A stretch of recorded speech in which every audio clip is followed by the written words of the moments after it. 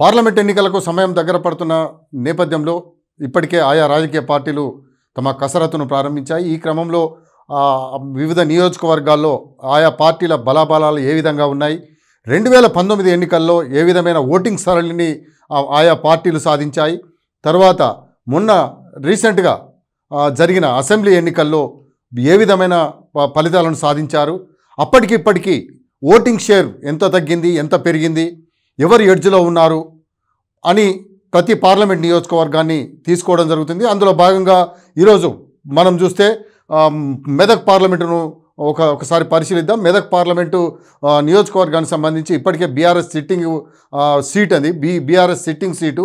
BRS sitting సీట్లో అంటే 2019 ఎన్నికల్లో అక్కడ బీఆర్ఎస్ ఎంపీగా కొత్త ప్రభాకర్ రెడ్డి విజయం సాధించడం జరిగింది. అతను ఇప్పుడు ప్రస్తుతం అసెంబ్లీ ఎన్నికల్లో ఇప్పుడున్న అసెంబ్లీ ఎన్నికల్లో దుబ్బాక నుంచి పోటీ చేసి విజయం సాధించడం జరిగింది. ఇప్పుడు ఆడ ఎంపీ ఖాళీగా ఉందని చెప్పవచ్చు. కానీ 2019లో మాత్రం సిట్టింగ్ ఎంపీగా కొత్త ప్రభాకర్ రెడ్డి అంటే ఎంపీగా గెలవడం జరిగింది. అయితే దానికి సంబంధించి ఒకసారి ఏ పార్టీకి ఎన్ని ఓట్లు వచ్చినాయి, మరి తాజాగా జరిగిన అసెంబ్లీ ఎన్నికల్లో ఎవరికి ఎన్ని ఓట్లు వచ్చినాయి, తర్వాత ఎవరికి ఎడ్జ్ ఉండబోతుంది, మరి పార్లమెంట్ ఎన్నికలు కాబట్టి ఏమైనా తారుమారయ్యే అవకాశాలు ఉన్నాయనేది ఒకసారి పరిశీలిద్దాం.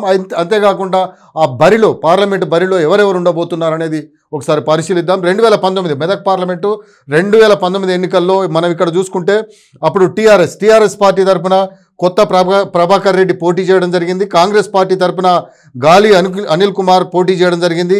బీజేపీ తరఫున రఘునందన్ రావు పోటీ చేయడం జరిగింది. అయితే మనం చూస్తే ఈ పోటీ చేసిన నేపథ్యంలో ఇక్కడ కొత్త ప్రభాకర్ రెడ్డికి 5,96,048 ఓట్లు ఇక్కడ రావడం జరిగింది. 5,96,048 ఓట్లు రావడం జరిగింది. మరి ఈసారి కూడా అంటే ఒక పార్లమెంటు నియోజకవర్గంలో 7 అసెంబ్లీ నియోజకవర్గాలు ఉన్నాయి. 7 అసెంబ్లీ నియోజకవర్గాల వారీగా కూడా మనం ఒకసారి ఆ ఓటింగ్ పర్సెంటేజ్ను కూడా మనం ఒకసారి చూద్దాం.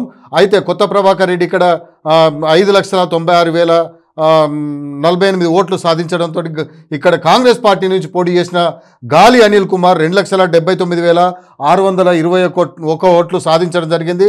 బీజేపీ అభ్యర్థి రఘునందన్ రావు 2,01,567 ఓట్లు సాధించడం జరిగింది. ఇక్కడ 3,16,427 ఓట్ల మెజారిటీతోటి ఇక్కడ కొత్త ప్రభాకర్ రెడ్డి అప్పుడు ఎంపీగా గెలవడం జరిగింది. సో ఈ నేపథ్యంలో మరి ఇప్పుడు ప్రస్తుతం ఒకసారి మనం ప్రస్తుత పరిస్థితిని కూడా ఒకసారి చూసే ప్రయత్నం చేద్దాం. మనం చూసుకుంటే ఇక్కడ మొన్న జరిగిన అసెంబ్లీ ఎన్నికల్లో మరి ఈ నియోజకవర్గంలో 7 అసెంబ్లీ నియోజకవర్గాలున్నాయి. సిద్దిపేట, మెదక్, నర్సాపూర్, సంగారెడ్డి, దుబ్బాక, పటాన్చెరు, గజ్వెల్. ఈ 7 నియోజకవర్గాలకు సంబంధించి మనం చూస్తే ఈ 7 నియోజకవర్గాల్లో ప్రధానంగా మనం చూస్తే అక్కడ 3 లక్షల పైచీలకు ఓట్ల మెజారిటీ కనపడితే మరి ఇక్కడ ఎంత కనపడింది, మరి ఆ ఓటింగ్ పర్సంటేజ్ తగ్గిందా తగ్గలేదా అనేది ఒకసారి మనం ఇక్కడ చూస్తే బేరీజ్ వేసుకుందాం. ఒకసారి ఈ సిద్దిపేట అంటే ఇక్కడ సిద్దిపేట, మెదక్, తర్వాత నర్సాపూర్, సంగారెడ్డి, దుబ్బాక, పటాన్చెరు, గజ్వెల్ ఈ నియోజకవర్గాలకు మొత్తం జరిగితే అయితే ఇక్కడ మనం ప్రధానంగా చర్చించుకోవాల్సింది ఏంటంటే ఇక్కడ గత 2019 ఎన్నికలలో భారతీయ జనతా పార్టీకి 2 లక్షల ఓట్లు ఏవైతే పడ్డాయో సేమ్ అదే కేటగిరీలో 2,11,609 ఓట్ల ఓటు బ్యాంకును మాత్రం అట్లనే స్థిరపరచుకుంది.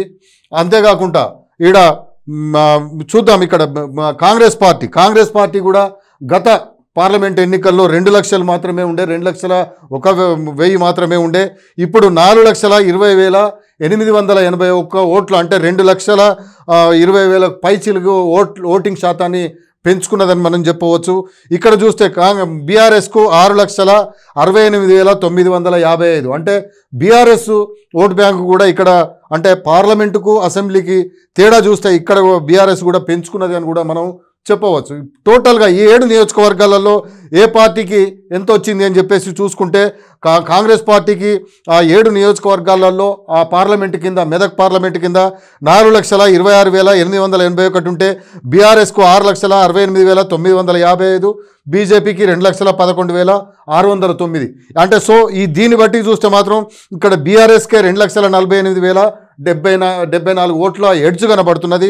ఈ ఎడ్జ్ కనబడుతున్న నేపథ్యంలో మరి ఎవరెవరి మధ్య పోటీ ఉండబోతుంది అని అంటే ఈ రెండు పార్టీ అంటే కాంగ్రెస్ వర్సెస్ బీఆర్ఎస్గానే మెదక్ పార్లమెంట్లో ఉండబోతున్నది అనేది ఇక్కడ స్పష్టంగా మనకు తెలుస్తున్నది. అంటే ఇక్కడ మరి ఈ అంటే కాంగ్రెస్ పార్టీ అంటే ఇక్కడ ఓటింగ్ శాతాన్ని కాంగ్రెస్ పార్టీ పెంచుకుంది, ఇక్కడ బీఆర్ఎస్ కూడా పెంచుకుంది. 2019కి ఇప్పటికీ బీఆర్ఎస్ ఓటింగ్ పర్సెంటేజ్ పెరిగింది, తర్వాత కాంగ్రెస్ పార్టీ ఓటింగ్ పర్సెంటేజ్ పెరిగింది. యథాస్థానంలో మాత్రం బీజేపీ మాత్రం ఉన్నది అని చెప్పేసి చెప్పవచ్చు. ఈ క్రమంలో మరి ఈ బీఆర్ఎస్ ఎడ్జ్ చూపిస్తున్న నేపథ్యంలో ఈ మెదక్ పార్లమెంట్ నియోజకవర్గంలో మాత్రం ఇద్దరి మధ్యలో బీఆర్ఎస్ వర్సెస్ కాంగ్రెస్ ఉండబోతుందనేది ఈ రిజల్ట్స్ని బట్టి మనం చెప్పవచ్చు. కానీ మరి ఎవరెవరు పోటీ చేయబోతున్నారు అనేది కూడా మనం ఒకసారి చూస్తే మాత్రం అంటే ఆశావాహులు ఇదైతే దాదాపుగా ఇక్కడ మొత్తం ఓటర్ల సంఖ్య మెదక్ పార్లమెంటు సంబంధించి మొత్తం ఓటర్ల సంఖ్య 15,36,715 ఓట్లు ఇక్కడ ఉన్నాయి ఈ నియోజకవర్గంలో. ఇది జనరల్ స్థానం, ఇది ఈ మెదక్ పార్లమెంటు జనరల్ స్థానం.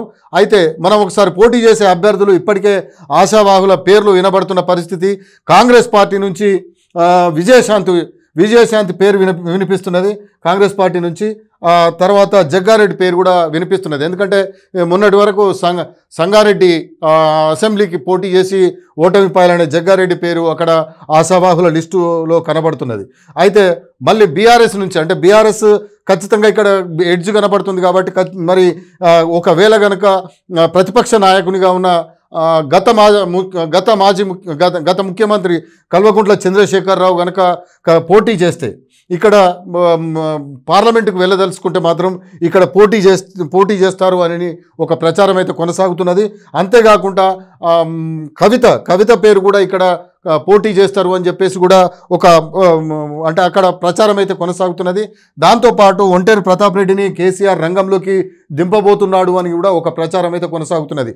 అంటే ముగ్గురి పేర్లు ఇక్కడ ప్రచారంలో ఉన్న పరిస్థితి ఉంది. కానీ మరి అక్కడ ఇప్పటి వరకైతే మరి కేసీఆర్ ఎలాంటి నిర్ణయం తీసుకోలేదని చెప్పేసి తెలిసింది. మరి ఎవరిని అక్కడ పెడతారో మనం కూడా చూడాల్సిన అవసరం. అయితే మళ్ళీ బీజేపీ తరఫున గత పార్లమెంట్ ఎన్నికల్లో పోటీ చేసిన రఘునందన్ రావునే మరి ఇక్కడ ఒక పేరు మాత్రమే ఉంది. ఆ రఘునందన్ రావునే రంగంలోకి దించే అవకాశాలు ఉన్నాయి. ఎందుకంటే దుబ్బాక ఉప ఎన్నికల్లో రఘునందన్ రావు శాసనసభ్యునిగా గెలుపొందడం జరిగింది. ఆ తర్వాత మొన్న జరిగిన ఎన్నికల్లో మాత్రం ఓటమి పాలు కావడం జరిగింది.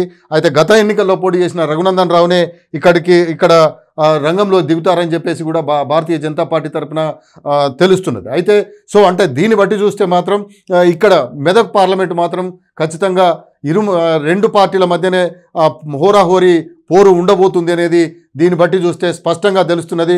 చూద్దాం మరి అధికారంలోకి కాంగ్రెస్ పార్టీ వచ్చింది కాబట్టి మరి అప్పటి వరకమైనా ఓటింగ్ సరళి మారుతుందా, మరి ఎవరి వైపు అంటే పార్లమెంటుకు ఎవరిని పంపిస్తారనేది మెదక్ పార్లమెంటు నియోజకవర్గ ప్రజలు త్వరలో తేల్చేయనున్నారు. కాబట్టి దాన్ని మనం వేచి చూడాల్సిన అవసరం ఎంతైనా ఉంది.